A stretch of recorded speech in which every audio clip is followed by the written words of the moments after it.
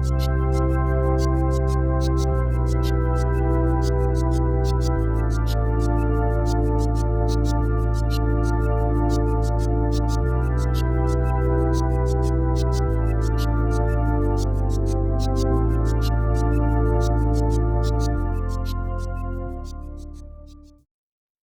everyone, Ron again, and the topic of this video is the chorus effect. So what is the chorus effect? As it is implied, it's based on the sound that is made when a bunch of people sing together in a choir or a chorus. So what does the chorus effect do? Well, it's a modulation effect, which is meant to emulate the sound that is made when a lot of people are singing together in a choir. So that's the type of chorus that is being referred to.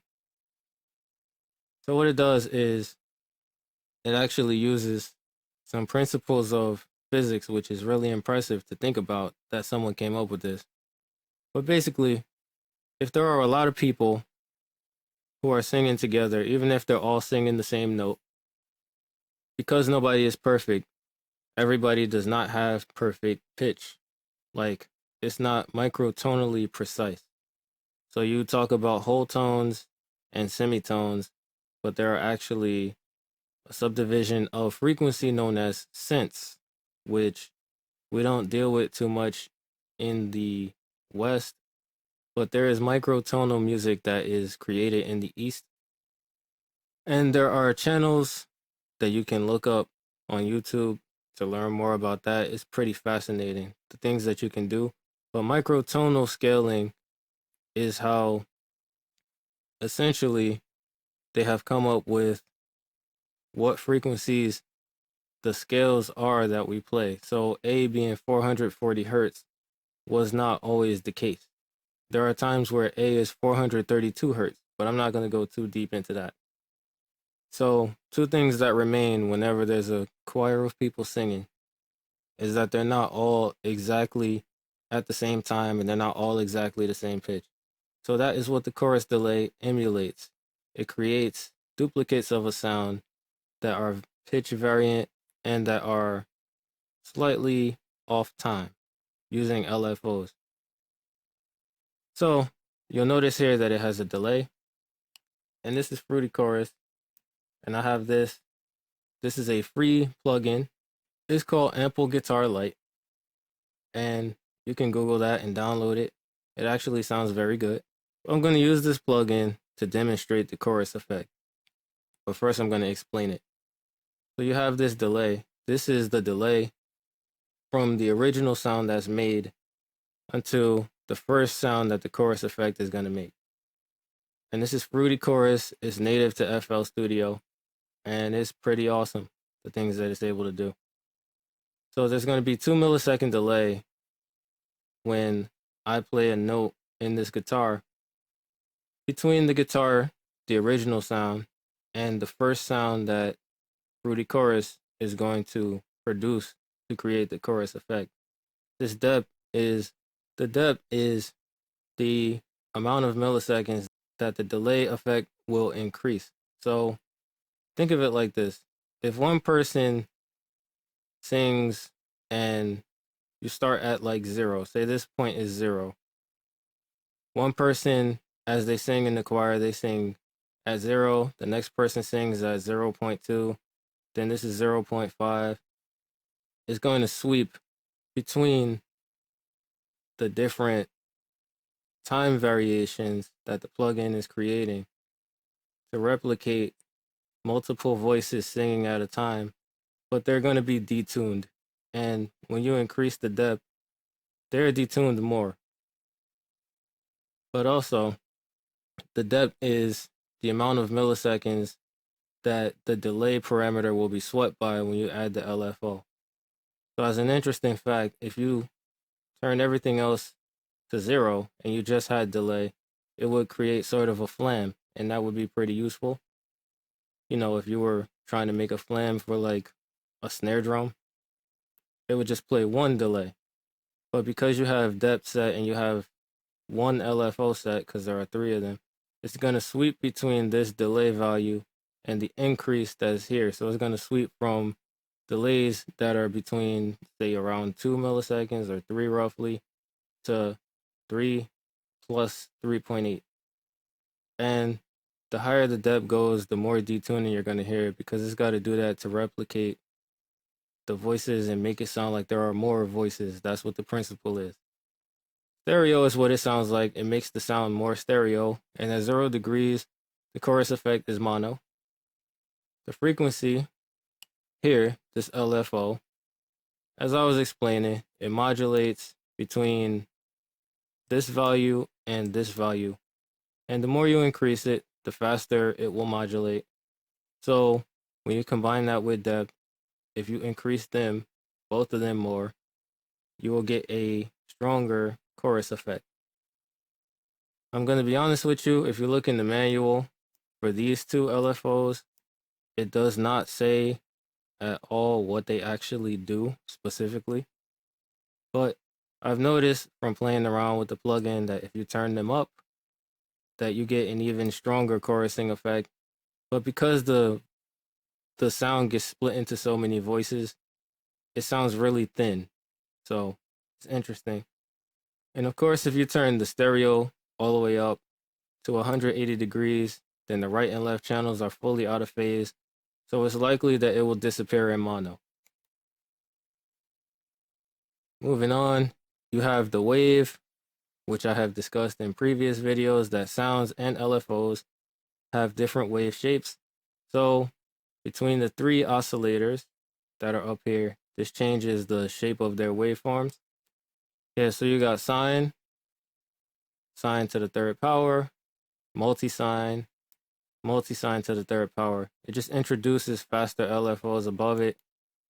And you just, if you have the plugin, you play around with it and just see what you like. The point of these 6 parameters, as I understand it, is so that you can create basically whatever sound that you want to get out of a chorus if you know how to find it. And it's really a matter of using your ears, because literally these other two are not explained how they change when you increase like LFO2 and LFO3 versus when you just have LFO1. But if you listen, you can hear the difference.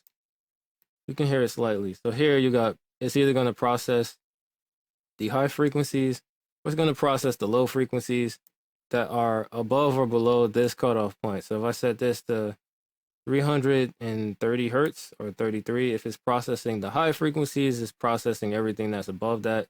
If it's processing the low, then it's processing everything that's below that. And this, if you switch this to yes, you only hear the effect of the chorus without the original signal combined with it. So with that being said, let's look at it and let's hear the difference in how it sounds. So here is me attempting to play some guitar notes or like a song with this piano that's in front of me. I'm not really a pianist. It's not my forte. I'm actually a drummer. But you have to learn all this stuff if you want to make beats. So there'll probably be a video in the future where I break down how I actually go about making drum beats for songs, where I will show that process. So let's turn this effect off. This is what the guitar sounds like before I added the chorus effect to it.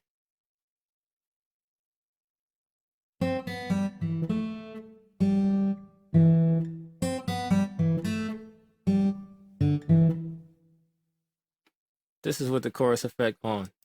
So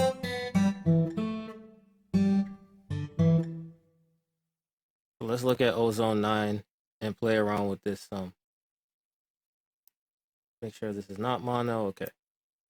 So now we're going to look at the stereo field as I employ the chorus effect. My voice is always going to be in mono because that is how I have set it to record. So therefore, my voice will never be affected. But let's look at the guitar in the stereo field. Since this is involved with phase relationship, whenever you have a stereo plugin, it is changing the relationship between the phases of the right and left channel to achieve that widening in some way. Let's just look at what it does if I start to change that parameter. So here we go.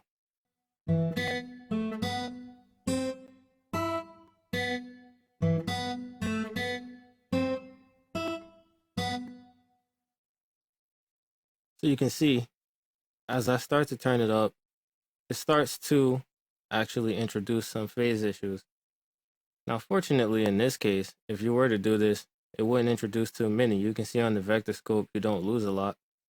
But it's just something to be mindful of, considering mono compatibility and understanding from the last video what mono compatibility means. So now, just for fun, I'm going to show what the chorus effect will do if you add it to your voice.